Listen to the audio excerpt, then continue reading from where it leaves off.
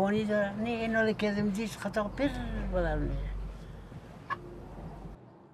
خدا راست این رو متوجه برای میکردم ما اقمال میدان مانده نمیشتم که در مردم ها نمیشتم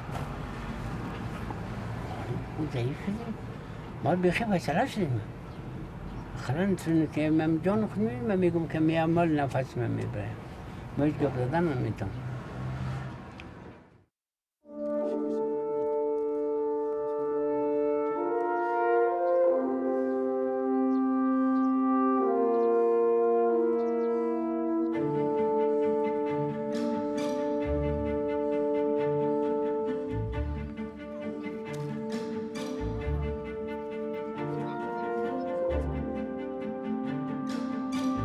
ما جوان از خاطر رو مونده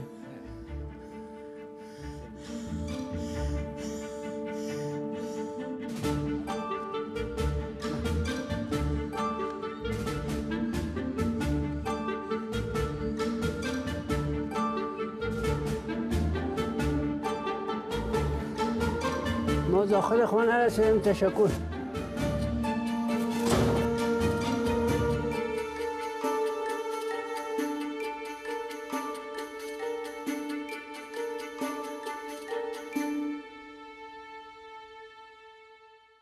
A rare look at Kabul at work rather than at war.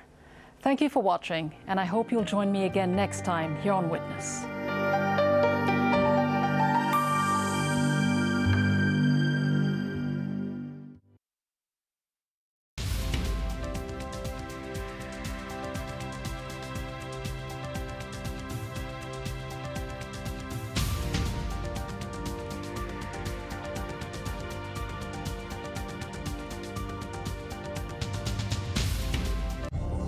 All the news, all the time. AlJazeera.net/English.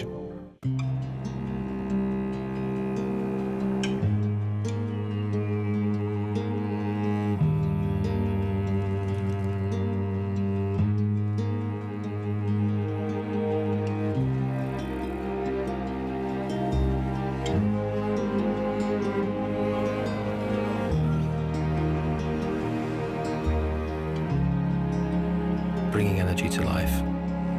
Rasgas, the power of the drop. On counting the cost, food. Why does it cost so much and how many more millions are being priced out of the basics? We'll hear directly from the World Bank for its take on an ongoing crisis. Plus big business, as Nokia and Microsoft join forces, we assess the tech market. Counting the cost at this time on Al Jazeera. People talk about televising the revolution. It's tweeting the revolution, Facebooking the revolution, videotaping the revolution. A new world driven by new media. This is a very peculiar moment in media history. Nobody can force me in 2011 to watch whatever I don't want to watch. Analyzing the media's role in shaping modern history. The Listening Post, at this time on Al Jazeera.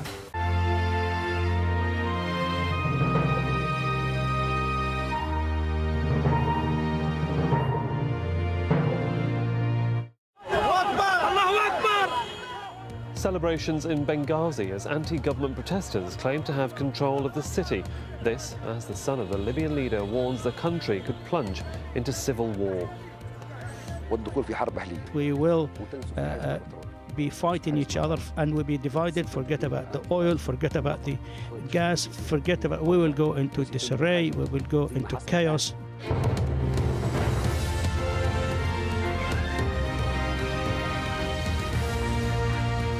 Hello, I'm Zahil Rahman and this is Al Jazeera live from Doha. In the next 30 minutes, we'll be bringing you all the latest developments from Libya, including the latest from Bahrain as well, where demonstrators say they're in it for the long haul. And protests too in the United States, state of Wisconsin, where workers are worried about changes to their rights.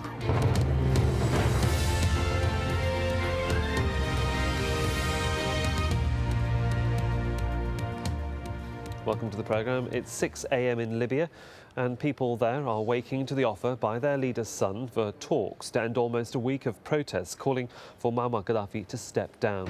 In a televised address overnight, Saif al-Islam Gaddafi said his father would stand firm and the country would plunge into civil war if the protests don't stop. But they continued nonetheless. Demonstrators in Benghazi are now claiming to be in control of the city despite yet another brutal crackdown. Human Rights Watch says at least 233 people have died, with security forces continuing to use force to end the demonstrations. Tom Ackerman has the latest. These are the latest pictures from Tripoli, where violent clashes were reported to have broken out late Sunday in the central Green Square. Casualties keep mounting in Libya's major cities, where security forces have been reported firing relentlessly at anti-government demonstrators. International human rights groups say dozens of unarmed protesters have been killed, hundreds injured. This protester shot outside a government building in Benghazi. Another building was set afire, a scene described by a witness, Ahmed. It's definitely burning, big black smoke coming out. Hospitals in Benghazi reported they have run out of supplies and doctors were unable to treat all the injured. This video, which cannot be independently verified, shows the body of what protesters say is one of the foreign soldiers the government has contracted to help put down the demonstrations. In a late-night telecast, Saif al-Gaddafi, son of the Libyan leader, said reports of the violence were exaggerated. He blamed the plot by Messianic Islamists, drug addicts, and separatist groups aided by foreign mercenaries for the uprising.